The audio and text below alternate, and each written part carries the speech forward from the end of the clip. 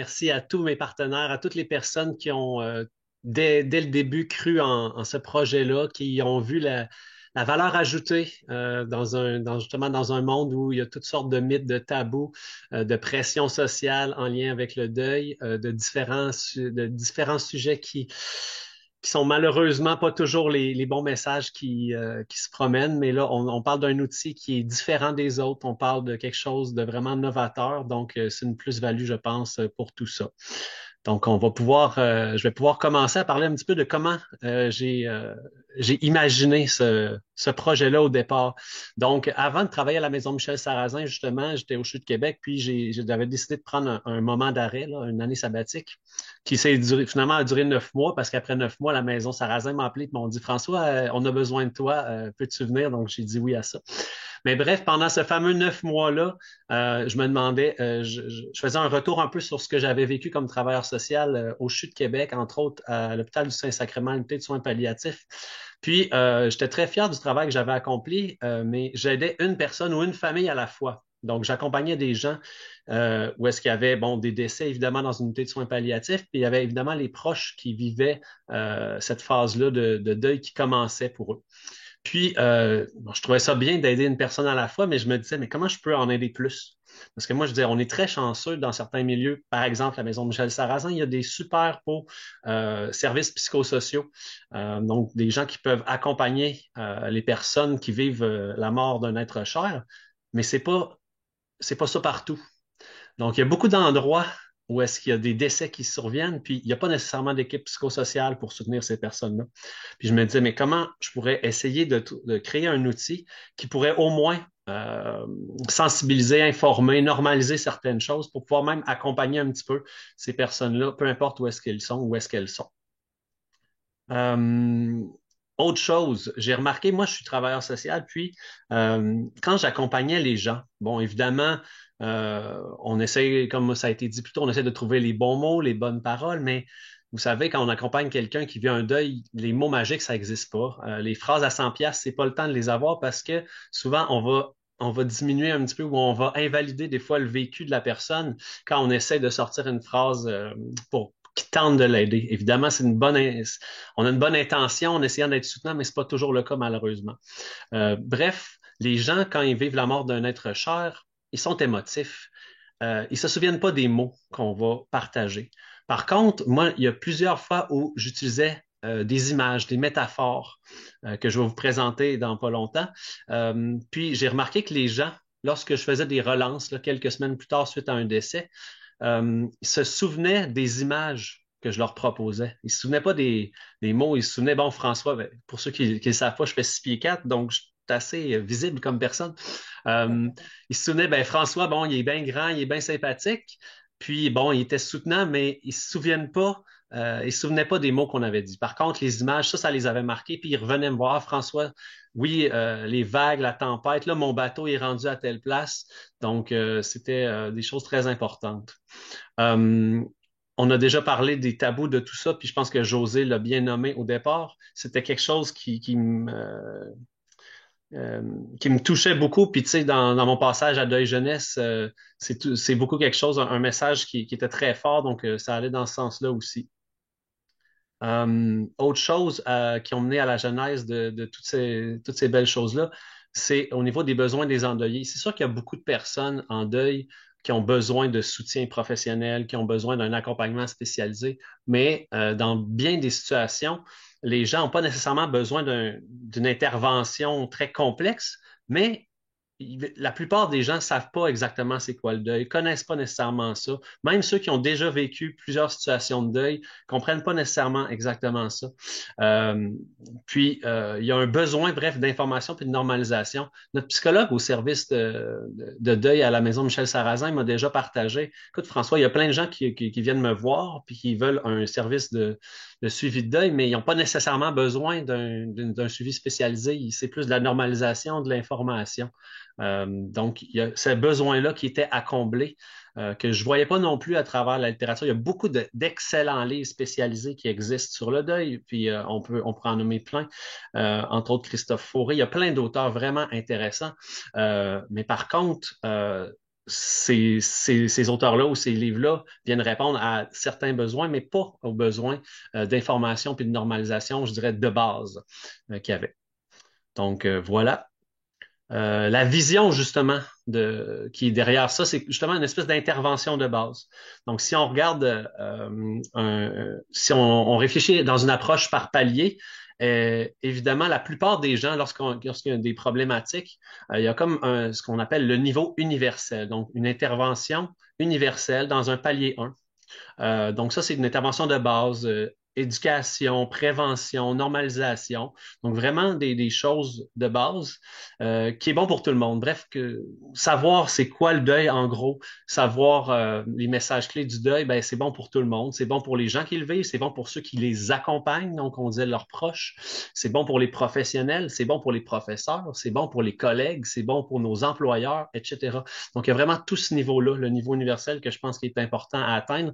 Puis cet outil-là euh, vient atteindre justement cette vision-là d'offrir un niveau universel d'intervention, d'information de base. Euh, on demandait qu'est-ce que la normalisation, mais d'essayer de voir qu'est-ce qui est une réaction, une émotion ou un vécu qui est normal en termes de vécu de deuil. Donc, j'ai vu la question dans le chat, j'y répondais tout de suite. Ensuite, mais reste que suite à un niveau universel ou un niveau de compréhension de base, mais c'est sûr qu'il y a plusieurs personnes qui vont avoir besoin d'une intervention pour aller un peu plus loin. Donc, c'est bien beau de dire ton vécu est normal, mais des fois, ça reste difficile à vivre. Donc, on a besoin d'un petit coup d'intervention de plus, un niveau 2, niveau d'intervention ciblée, peut-être une intervention justement de groupe, hein, un groupe de soutien au niveau du deuil, peut-être une intervention individuelle, donc qui dure un certain temps. Puis, et malheureusement, ben pas malheureusement, mais dans plein de situations où est-ce qu'il y a des circonstances particulières, des morts traumatiques, toutes sortes d'enjeux. À ce moment-là, les gens peuvent avoir besoin d'un niveau d'intervention qui est beaucoup plus intensif. Donc, à ce moment-là, on parle du palier qui est le palier supérieur. Mais mon outil, ce qui vise, lui, c'est vraiment l'information, l'éducation, la normalisation. Puis, il aide aussi les gens à identifier quand est-ce que les autres, finalement, ils ont besoin d'un niveau d'intervention supérieur. Parce qu'à travers les outils, à travers le message qui est là, ben, on vient dire, oups, si tu vis beaucoup, puis on va y revenir à l'image, si tu vis beaucoup de journées de drapeau rouge, si tu vis beaucoup de moments difficiles, ben, cet outil-là permet d'aider à dire, oups, il est temps peut-être d'aller te chercher un petit peu d'aide. Justement, les objectifs derrière cet outil-là qui est différent des autres, euh, l'originalité, l'unicité, l'accessibilité qui est vraiment clé ici dans les choses. J'ai parlé tantôt qu'il y a plein de beaux outils, plein de livres qui existent. Évidemment, ben, on peut avoir accès gratuitement des fois à la bibliothèque ou tout ça, mais c'est sûr que des fois, on doit payer tout ça. Puis, c'est pas nécessairement accessible tout de suite, tandis que moi, je visais des outils vraiment très accessibles. Euh, euh, Différent des autres, justement, ancré dans le vécu. Donc, si vous allez écouter les vidéos du deuil animé, vous allez voir que c'est pas théorique, c'est ancré dans le vécu. On est dans le vécu d'une jeune femme qui vient de perdre quelqu'un puis qui est en conversation avec son grand sage. Donc, on est vraiment dans quelque chose à l'intérieur de ce qui est vécu par une personne. Donc, c'est pas un autre livre théorique, c'est une autre proposition.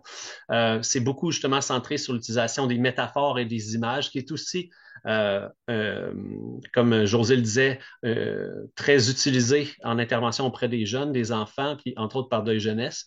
Donc, on a vraiment un livre qui va dans ce sens-là aussi.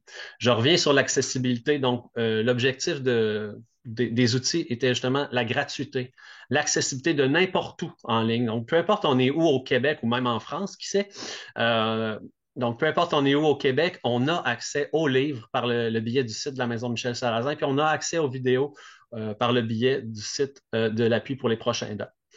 Puis aussi accessibilité, mais pas juste accessibilité de se rendre au matériel, mais vraiment accessibilité en termes de toutes les personnes qui peuvent euh, se reconnaître. Donc, c'est accessible pour différents niveaux, donc à partir de 7 ans. Donc, pour les enfants, les adolescents, les jeunes adultes, les personnes âgées. Donc, le contenu est vraiment accessible pour toutes ces personnes-là. Um, Ensuite, au niveau du livre à la minuterie, dans le fond, le but aussi d'avoir créé les vidéos, On le sait qu'un outil, un livre, bon, ça parle à certaines personnes. Les gens aiment des fois à ça, avoir des livres physiques entre les mains. D'autres sont à l'aise à lire des livres sur une tablette. Mais quand on vit la mort d'un être cher, on n'a peut-être pas l'énergie, le goût, la capacité d'aller lire un livre.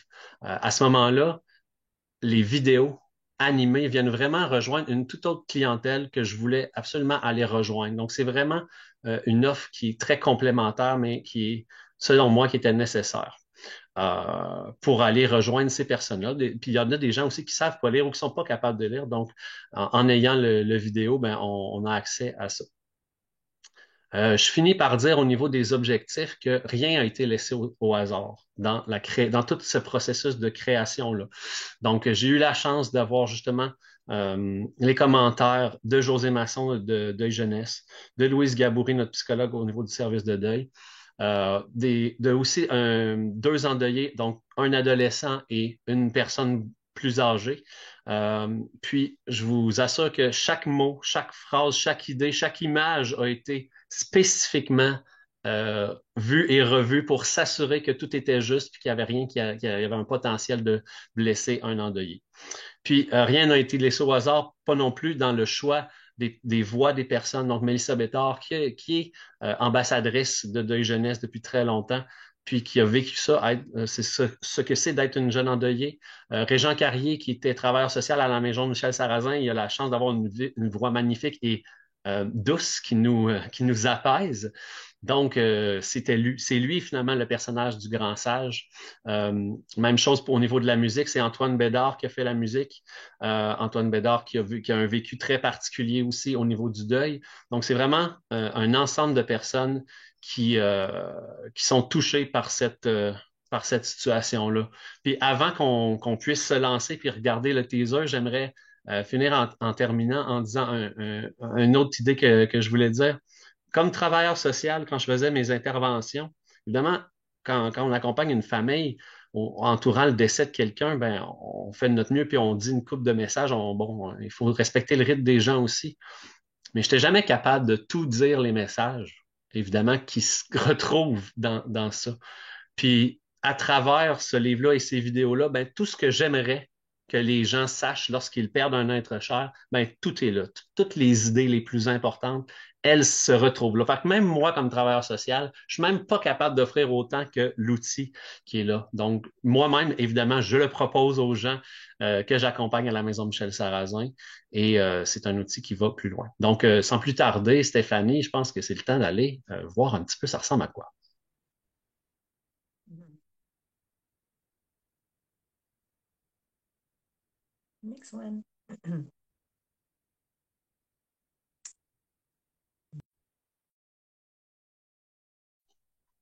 On voit les vidéos, mais il nous manque le son.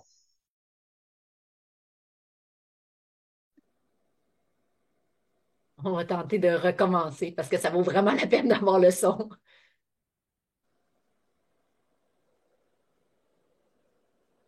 Ça sera pas très long.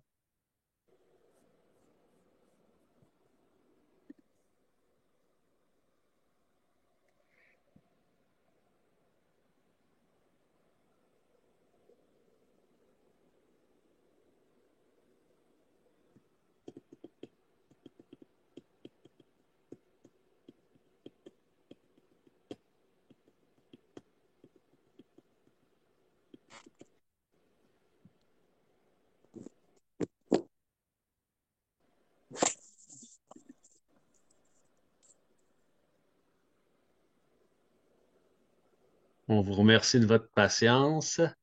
Oui, Et absolument.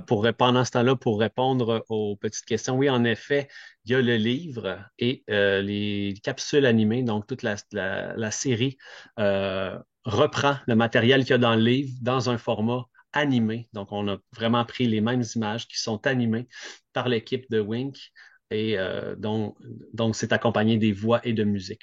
Donc, on a vraiment le même matériel, mais qui nous est raconté.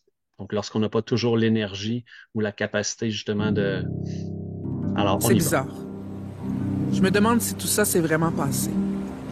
Ça a l'air tellement faux. Ma mère ne peut pas être morte. Ça a l'air d'un mauvais rêve dont je vais me réveiller bientôt.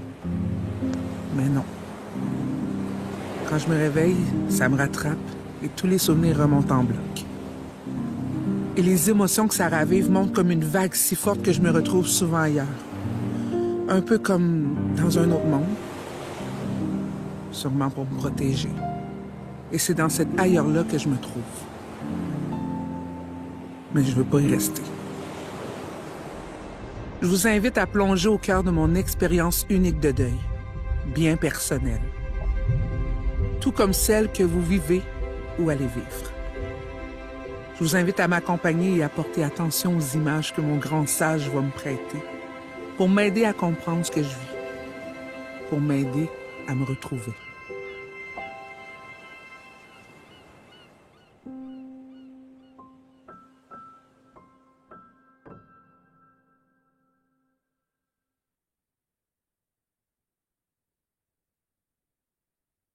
Merci.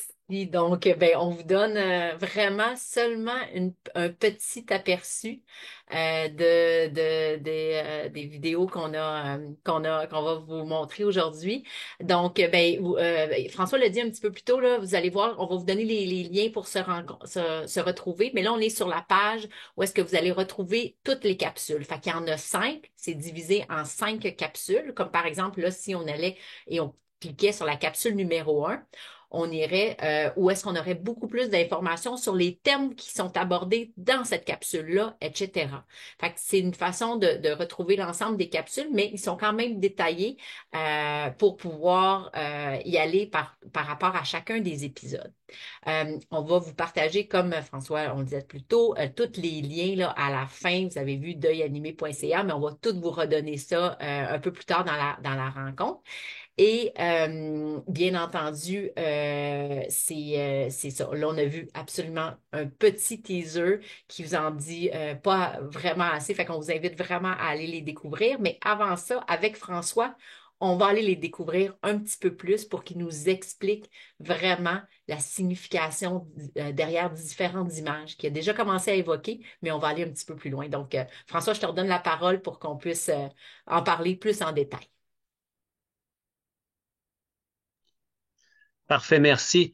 Donc, je vais y aller assez succinctement vu que le temps passe vite. Je vais vous parler de quelques métaphores, quelques images clés qu'on y retrouve, puis je vais vous inviter évidemment à aller consulter le tout pour aller voir tout ce qui se trouve. Donc, rapidement, lorsque on accompagne une famille ou une personne qui vient de vivre un décès, les gens, bon, ont leurs émotions, ont leur réaction qui est propre. Hein, chaque personne réagit à sa façon, chaque personne a ses émotions. Première image que je présente, ça fait partie de l'épisode 3, les images de la chute de la rivière et du fjord. Donc, il y en a pour qui, quand ils viennent de vivre le décès de quelqu'un, ben, ils ont des réactions très fortes, très extériorisées. Hein, ils pleurent beaucoup, ils crient, donc c'est bruyant, comme une chute. Donc, moi, je prends l'image de la chute Montmorency, c'est près de chez moi, c'est à Québec. Donc, la fameuse chute Montmorency, il y en a qui ont des réactions du style chute. D'autres, ils ont une réaction de style rivière blanche, la rivière blanche qui est au niveau du Bas-Saint-Laurent. Euh, Plutôt comme une rivière. Donc oui, ça coule, c'est sonore, il y a des eaux vives, mais ça coule pas, tu sais, c'est pas aussi explosif que la chute. Donc il y a des personnes qui pleurent un peu, qui pleurent moyennement. Donc un petit peu comme ça, comme une rivière. Puis d'autres types de réactions, le fjord du Saguenay. Donc je sais pas si vous êtes déjà allé à Tadoussac, faut prendre le traversier qui mène de Baie-Sainte-Catherine jusqu'à Tadoussac. Ben, sinon, je vous invite à y aller puis à penser à ces vidéos-là, parce que quand on traverse le fjord et le fleuve, quand on regarde, on dirait que ça ne fait qu'un. On dirait qu'il n'y a pas de mouvement, on dirait que ça ne descend pas, ou en tout cas que ça ne coule pas, alors que, en fait, le débit d'eau du fjord vers le fleuve est très fort. Donc, c'est à l'intérieur, ça se passe à l'intérieur. Donc, voilà, vous comprenez les images. Donc, d'une personne à l'autre, on ne réagit pas, ça sort pas, ça s'exprime pas de la même façon, nos réactions quand on vient de perdre un proche. Donc, est-ce que c'est comme une chute, comme une rivière ou plus à l'intérieur comme le fjord? C'est des types d'images que j'utilise dans l'épisode 3. Après ça, je reviens à l'épisode 1, puis quand vous allez suivre la série, vous allez comprendre pourquoi c'est dans cet ordre-là. Ça a l'air pas dans l'ordre, mais étant donné qu'on vit le vécu d'une fille qui est vraiment dans sa tête, dans ses émotions, vous allez comprendre pourquoi. Dans l'épisode 1, le fameux bateau dans la tempête qui affronte les vagues. Donc, une image que j'ai souvent utilisée puis que les gens m'ont reparlé, c'est pour ça que je l'utilise, c'est les fameuses vagues, la fameuse tempête. C'est pas moi qui l'ai inventé, hein, les vagues. Donc, le vécu du deuil qui se vit comme des vagues, puis on vit d'une vague d'émotion à l'autre. C'est une image qui existait déjà. Moi, je rajoute la partie du bateau dans la tempête parce que souvent, je vais dire, entourant les jours du décès, ben, on est vraiment dans une grosse tempête. Les vagues sont grosses, c'est des vagues de 5-10 pieds, qu'on est dans le milieu de la mer. Puis, bon, le bateau, quand on frappe une vague de 5 pieds, le bateau monte, puis quand il descend, bang, ça donne un grand choc. Donc, voilà, c'est le fameux image dans la tempête. Mais vous savez, il y a aussi d'autres personnes qui m'ont dit, ouais, mais entre autres, l'adolescent qui a révisé mon matériel, dit, ouais, mais François, moi, j'en vis pas de tempête. Il n'y en a pas de vague. C'est ça aussi, c'est tout à fait un vécu qui est normal. Même, il y en a qui disent, ben moi, la tempête, ça fait longtemps que je l'ai vécu, j'étais proche aidant depuis 10 ans, là. La tempête, ça fait longtemps qu'elle est passée. Moi, ce que j'ai rendu là, c'est un grand soulagement. Ben oui, ça se peut que ce soit ça notre vécu. Mais bref, cet adolescent-là qui, lui, a été aussi proche aidant de son parent qui est décédé, il me dit, ben moi, j'en ai pas de tempête. Moi, qu'est-ce que je vis? C'est comme flatline, j'ai pas d'émotion, ça avance pas, je suis pris. Alors voilà, le bateau pris dans les glaces. Donc c'est une des autres images fortes qui est utilisée. Encore une fois, c'est des images qu'on propose pour que les gens essaient de se reconnaître à travers le vécu, mais ça ne veut pas dire que les gens se sentent comme ça. Ensuite, au niveau de l'épisode 4, le bateau qui s'approche du rivage. Parce qu'une fois le vécu initial passé, une fois cette fameuse tempête-là, ben, il y a quand même un processus en général, je vous dirais en général, avec le temps, ben, les vagues d'émotions qui étaient 5-10 pieds au début autour du décès, tout ça, les funérailles, ben, à un moment donné, les vagues s'amenuisent, ça diminue, puis le bateau se rapproche du rivage, puis il se rend au rivage. Donc là, c'est une autre image qu'on utilise à ce moment-là. Puis ensuite, je vous amène à l'épisode 2. Parce que des fois, les gens se disent, bon, ben, un deuil, donc il y a donc un début, une fin. Une fois que genre fini la tempête, je vais être rendu au rivage, bon, tout est clair, hein, je suis correct, mon deuil est fait. Oh boy. Faire son deuil, c'est un concept justement que vous allez comprendre si vous lisez ça. Puis si vous lisez les écrits de José Masson, vous allez voir que c'est pas quelque chose qui a une fin, un deuil. Hein. C'est pas quelque chose qu'il y a un processus avec une fin qui, ah là, c'est fini, mon deuil est fait. Donc, c'est pas comme ça. C'est plutôt que, bon, une fois qu'on est rendu à la fameuse plage, on n'est plus dans la tempête, on n'est plus dans la mer, mais si on s'approche de la mer, donc si on pense à cette personne-là, si on vit quelque chose qui nous rappelle ça, ben c'est normal qu'on s'en souvienne de cette personne-là. Peut-être qu'on va avoir des beaux souvenirs. Peut-être que quand on s'approche de la mer, puis là, j'utilise ça même en intervention, tu sais, quand vous vous mettez vos pieds dans le sable, puis vous vous approchez de la mer à une super belle plage, que ce soit une plage à Cuba, la plage Aldiman qui est en Gaspésie, peu importe, vous mettez les pieds dans le sable, on ressent la vague qui monte, qui descend, c'est super agréable, on est bien. Donc, des fois, quand on se souvient d'une personne décédée, c'est un beau souvenir, ça nous fait sourire, ça nous donne du courage, etc. Mais des fois, c'est pas ça. Hein? Des fois, ce qu'on a vécu, ça nous ramène pas en tout un beau souvenir, puis ça nous amène une émotion qui est difficile à vivre. Est-ce que cette émotion-là, je reviens avec, bon, quand il y avait les fameuses vagues sur nos pieds agréables, drapeau vert, ça va bien, hein? La mer est calme. Donc, si vous êtes déjà allé dans le sud, à Cuba ou ailleurs, au Mexique, même en France, en Europe, il y a un système international de classification. Donc, quand on est sur une plage, quand le drapeau est vert, la mer est très calme, on fait ce qu'on veut, tout va bien. Quand le drapeau est jaune, faites attention, il y a des vagues un petit peu plus dangereuses. C'est pas le temps d'aller faire de la voile, c'est pas le temps d'aller faire certaines activités nautiques. Faites attention. Puis quand le drapeau est rouge, allez-y pas. Allez-y pas. On va pas se baigner. C'est trop dangereux, c'est trop dangereux. Donc, on réutilise la même chose pour le vécu du deuil. Donc, drapeau jaune, faites attention, ça veut dire que ça va être peut-être plus difficile. Puis drapeau rouge, c'est lorsqu'on a une journée qui, à cause du deuil, fait que on n'est plus capable de fonctionner. Donc, on oublie ça pour cette journée-là, on va pas au travail, on a besoin de prendre soin de soi.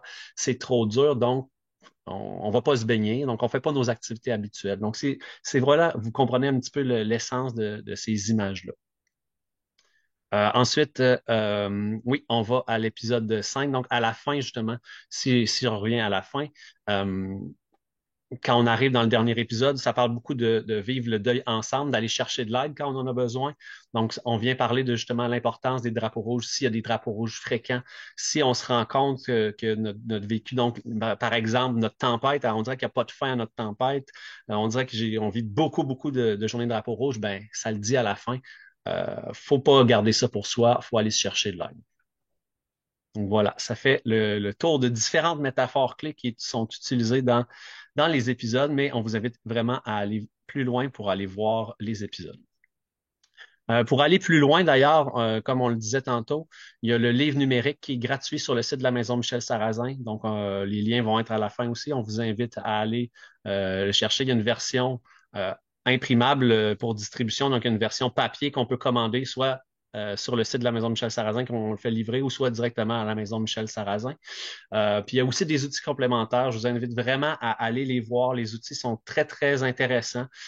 Outils de réflexion et d'auto-observation pour les endeuillés. Donc, lorsqu'on est endeuillé, on écoute les vidéos, on a des outils afin de s'aider à faire son propre journal, entre autres, avec des drapeaux. Donc, quand est-ce que je vis un drapeau vert, jaune, rouge, qu'est-ce qui m'aide ou qui est-ce qui m'aide dans mes journées plus difficiles, etc. Il y a aussi des outils de réflexion pour les personnes qui accompagnent les endeuillés. Je vous dirais que ces outils-là, hein, j'en ai parlé tantôt, mais ça adresse vraiment une clientèle cible que moi me tient à cœur. C'est tous ceux qui accompagnent quelqu'un en deuil, qu'on soit un collègue, qu'on soit un professeur, qu'on soit un proche aidant. On ne comprend pas tout le temps ce que notre proche vit, mais en écoutant ces vidéos-là, en lisant ce livre-là, puis en faisant cette réflexion-là, ben, ça nous permet de mieux accompagner cette personne-là qui est en deuil. Donc ça, c'est vraiment très, très, très important. Euh, Comment on peut utiliser justement comme une personne endeuillée, comment on peut utiliser les vidéos, évidemment, pour comprendre son propre vécu, voir quelles images nous touchent. J'invite les gens à y revenir à mesure que le deuil progresse, que les émotions évoluent. Parce qu'évidemment, il y a des images qui s'adressent à ce qui se passe au début du deuil, mais à mesure qu'on évolue, ben, c'est pas les mêmes images, c'est pas les mêmes messages qui vont venir nous toucher. Donc, il y a différents épisodes. Fait que je nous invite à aller voir les différents épisodes à mesure que notre vécu évolue, puis à y revenir, parce qu'au départ, on comprend l'idée générale quand on consulte ça, quand on écoute ça, mais une fois qu'on est plus dedans, qu'on a un certain vécu, oups, là, il y a une phrase supplémentaire ou il y a une idée supplémentaire qui vient nous toucher. Donc, on l'a dit par rapport ah oui, bon, pour les intervenants, donc c'est un outil, comment on l'utilise pour les intervenants? Évidemment, ça ne remplace pas, justement, comme je le disais, une intervention spécialisée. C'est vraiment un outil qui nous permet de nous aider à communiquer avec les personnes en deuil. Donc, par exemple, l'image des vagues. Donc, on peut, après ça, poser la question, ben, comment vont tes vagues de ces temps-ci? Est-ce que les vagues ont diminué? Est-ce qu'ils sont restés stables? Est-ce que tu es encore dans la tempête? Parle-moi de tes journées de ce temps-ci. As-tu eu des journées de drapeau jaune, drapeau rouge, drapeau vert? T'as-tu l'impression que les autres te comprennent pas? T'as-tu l'impression que tes proches te comprennent pas? Si c'est ou tes collègues, si c'est le cas, ben, donne-leur la référence des vidéos. Dis-leur d'aller voir ça. Dis-leur d'aller lire le livre pour qu'ils te comprennent. Euh, voilà comme ça. Puis adaptation selon les clients, bon, ben, dépendamment où la personne est dans son vécu quand on est intervenant, ben, évidemment qu'on ne propose pas nécessairement le même épisode. Donc, on l'accompagne selon où est-ce qu'elle est rendue dans son vécu. Puis, ce qui peut être utilisé, ben, comme José le proposait, on peut visionner des choses avec la personne, on peut l'inviter à le visionner de son côté, sélectionner des parties spécifiques, puis on peut faire un retour là-dessus, voir qu'est-ce que ça leur a parlé. Donc, ça nous permet d'aller un peu plus loin parce que des fois, les jeunes ou les moins jeunes, ils n'ont pas nécessairement les mots pour exprimer ce qu'ils vivent. Alors, on leur propose les images. Puis en intervention, on revient sur les images, puis ça ouvre la discussion. Ça permet d'aller finalement peut-être rencontrer ce que la personne vit vraiment, qui a de la misère à le dire en mots.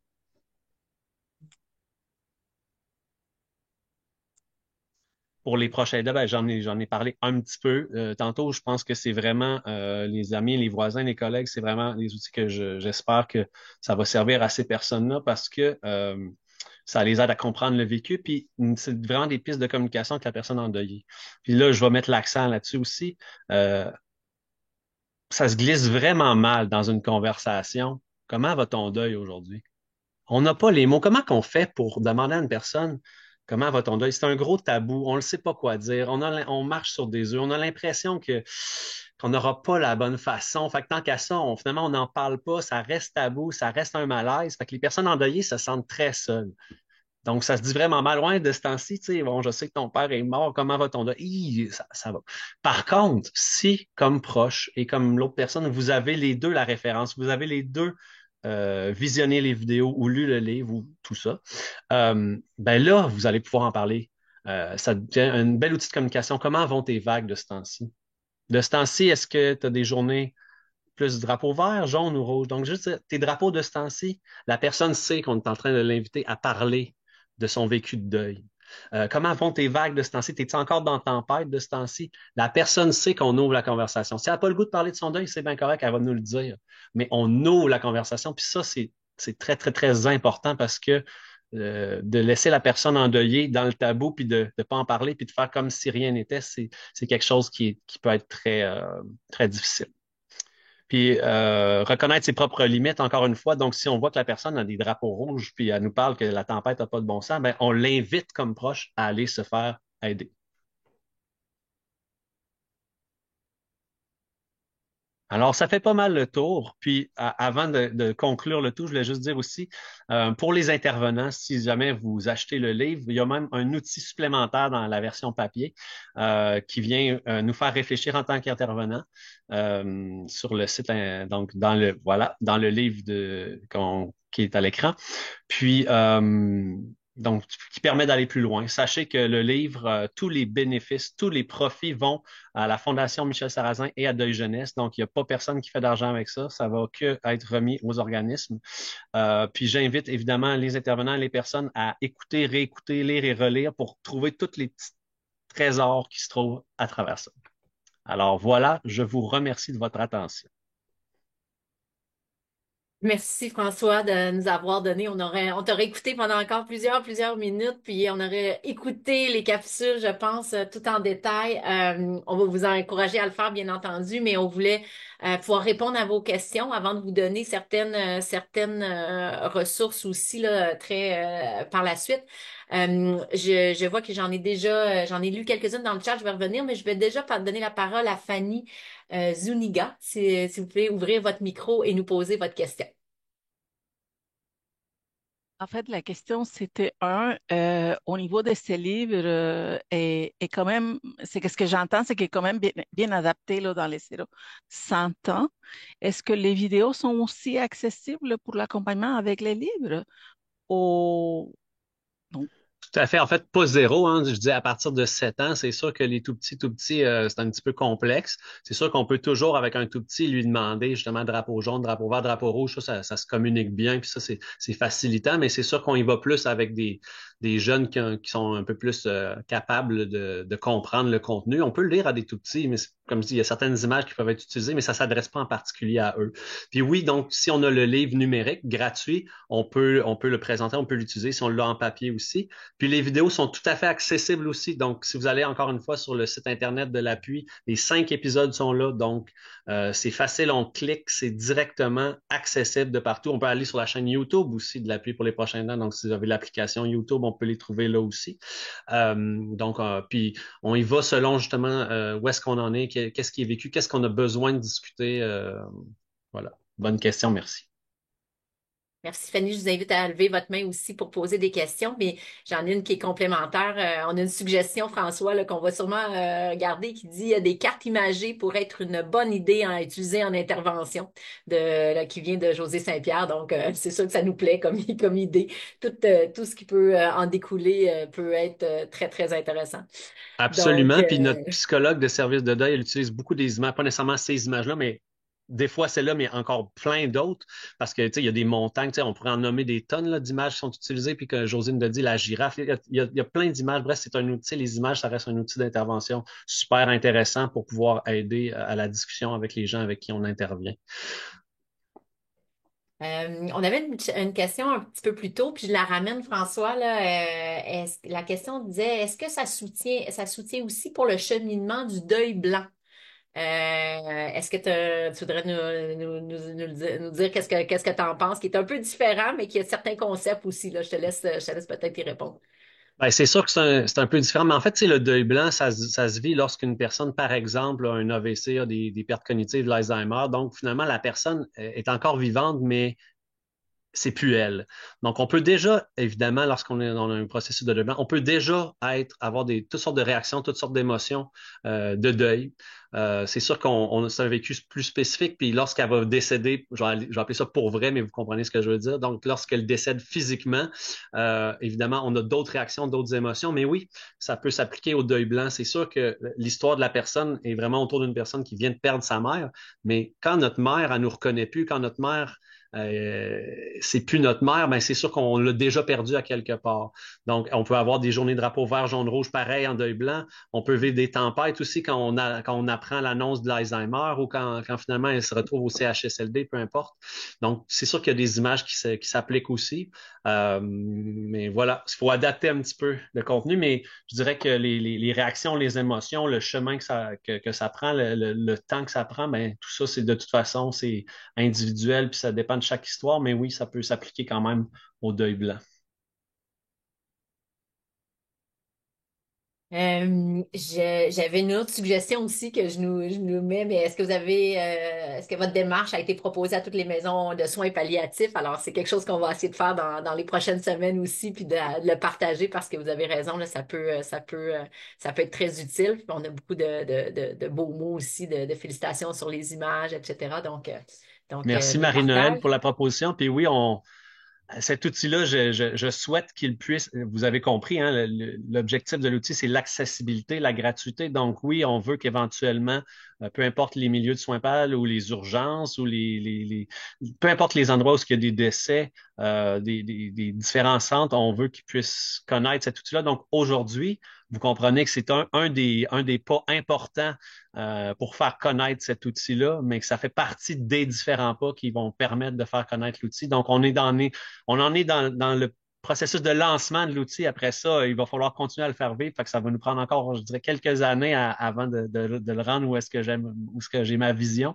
Mais ça va être un pas à la fois. Puis on vous remercie d'être là aujourd'hui, faire partie de ce pas-là, je pense, important qu'on franchit aujourd'hui grâce au soutien de l'appui qui vient vraiment euh, qui a organisé ce webinaire-là pour publiciser l'outil. J'ai une autre petite question qui est intéressante. Quelle est la durée moyenne des capsules, François? Ça, c'est une question intéressante aussi, là, fait que je la pose. En fait, chaque capsule n'a pas exactement la même durée. J'ai des capsules qui ont 4 minutes, d'autres qui ont plus de temps. Fait que ça dépend du matériel qu'il y a dedans. C'est sûr qu'il y a des capsules où quand on parle de certaines images ou quand on parle de certains vécus, il y a un petit peu plus de matériel, on va un petit peu plus en profondeur. Donc, évidemment que la capsule est un peu plus longue. Quand on parle à la fin de la dernière, ben, vivre le deuil ensemble, ben, on est plus dans la conclusion, dans un message de oui, qu'il y a des moments difficiles, mais qu'il y a aussi des belles choses. Donc, on est plus dans un moment d'espoir aussi, de susciter l'espoir à travers ça. Puis celle-là est un petit peu plus courte. Donc, on y va vraiment, mais c'est sûr que ça dépasse pas le 10 minutes chaque capsule, évidemment. Là, on veut que ce soit digeste. Puis, c'est pas mal ça. Absolument. Donc, entre 4 et 10 minutes, là, mais c'est dépendant des capsules. On pose beaucoup la question, là, où est-ce que c'est disponible, etc. On va remettre les liens, là, peut-être, Eva, je t'invite à peut-être à mettre les liens dans le chat pour répondre à nos questions, puis les gens qui le veulent. On l'a ici, mais on va mettre un lien cliquable aussi dans la conversation. Euh, c'est sûr que vous pouvez avoir ressenti plein de choses dans ce webinaire-là. Quelqu'un nous a dit que son mari là, ça va faire le 12 un an qui était décédé. Donc, c'est sûr que ça ravit. Puis, François le dit, là, il n'y a pas de début, de fin. Alors, on est vraiment, c'est tous des thèmes qui sont abordés là, mais il y a des ressources qui existent. Puis, Brigitte, j'aimerais te redonner la parole, là, peut-être un petit moment. Tu parlais tantôt de ressources, justement, qui existaient. Puis, tu pourrais peut-être juste nous en donner un peu là, d'exemples. Là. Oui, en fait, pour les différentes ressources pour les proches aidants, on pourrait vous dire que le service de deuil est joignable à la maison Michel Sarrazin en tout temps, en fait. La psychologue retourne les appels le lendemain de l'appel ou le jour même pour pouvoir prendre rendez-vous pour des rencontres individuelles et prévoir les rencontres de groupe qui se font en début d'année, en milieu d'année et en fin d'année. Pour ce qui est du service de répit à domicile. C'est un service qui est 24 sur 24. Donc, vous pouvez appeler à la maison Michel Sarrazin au 418-688-0878. Il y a toujours quelqu'un qui va vous répondre dans ce sens-là pour vous rappeler, aller vous rencontrer à domicile, établir, vous écouter, répondre à vos besoins pour mettre en place les services qui sont, je le répète, gratuits. Pour ce qui est des formations pour la grande communauté euh, de Québec en présentiel, mais en ligne, en français, donc à toute la population du Québec et plus. Nous avons mis en place en collaboration avec François Rainville, avec une infirmière et un médecin, une nouvelle formation qui aura lieu 2 fois dans l'année. C'est un début pour nous, en sus de nos quarantaines de formations que nous avons pour les professionnels et les bénévoles en oncologie, en soins palliatifs et en soins de fin de vie. Nous avons mis en place la formation pour démystifier les soins palliatifs et les soins de fin de vie. Donc, c'est le 26 novembre 2025 et le 27 avril 2026. Il suffit de vous inscrire sur le site michelsarrazin.ca dans l'onglet Formation. Et je dirais également, François a mis en place également dans notre calendrier de formation pour les professionnels, mieux comprendre et guider les personnes en deuil, qui est sur demande pour les professionnels qui œuvrent en oncologie et en soins palliatifs. Donc, je vous encourage à aller sur michelsarrazin.ca dans l'onglet formation. Si vous êtes un intervenant, un bénévole et que vous avez besoin d'outils, il y a une panoplie de formations qui sont disponibles pour vous en commodal. Donc, n'hésitez pas à nous appeler. Puis, Merci, Brigitte, Brigitte. peux-tu nous rappeler donc les services de la misère Michel Sarrazin? J'ai marqué dans le chat, c'est pour la grande région de Québec, mais les gens posaient la question aussi s'il y avait des choses semblables à Montréal, par exemple. Euh, Essentiellement, la maison Michel Sarrazin couvre le territoire de la grande capitale nationale et déborde un peu sur la rive sud au niveau de Lévis. Cependant, tout ce qui est en ligne est accessible à tout le Québec. Également, que ce soit la maison et sa clinique ambulatoire, tout intervenant ou tout professionnel de la santé qui a des questions pour un diagnostic, pour des médicaments, pour accompagner les proches, tous les besoins qu'ils ont pour accompagner. Ils peuvent appeler à la maison Michel Sarrazin pour faire un Teams, une rencontre en privé ou en ligne pour qu'on puisse les aider, pour les outiller sans problème.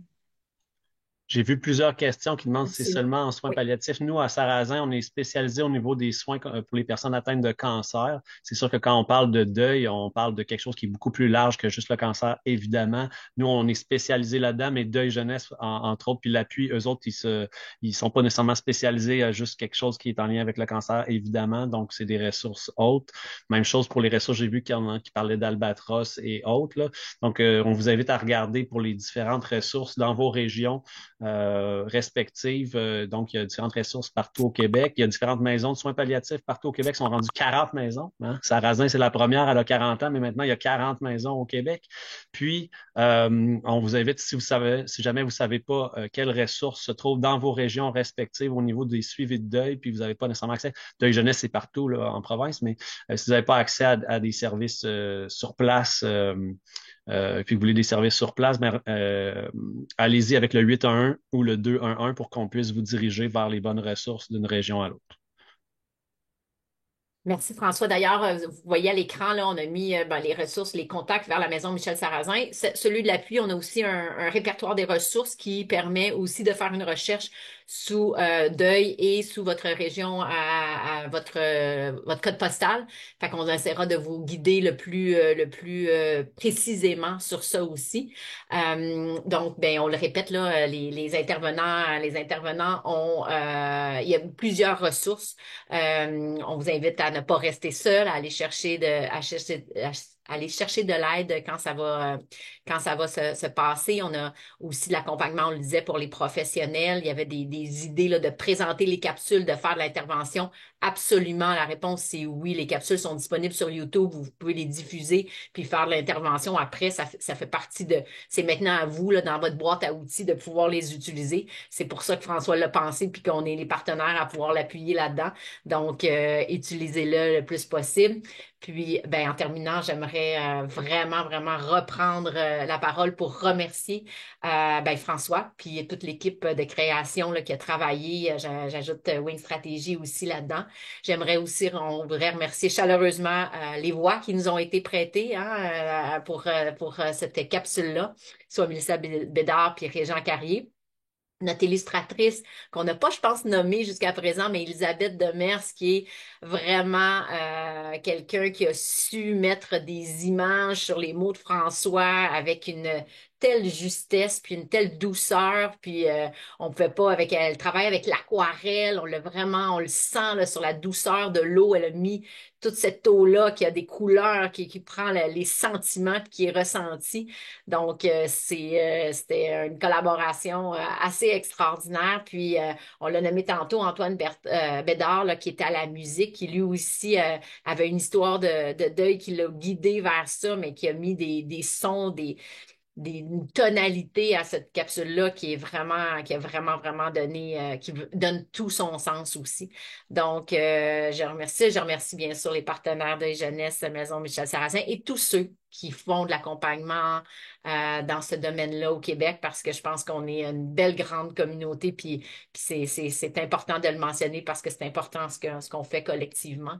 Et bien sûr, ben, toutes les personnes qui étaient présentes aujourd'hui à ce webinaire-là. On savait que ça serait un outil qui serait intéressant, mais vous nous avez épaté par le nombre de personnes présentes et ben, on vous en remercie. On vous souhaite une excellente journée.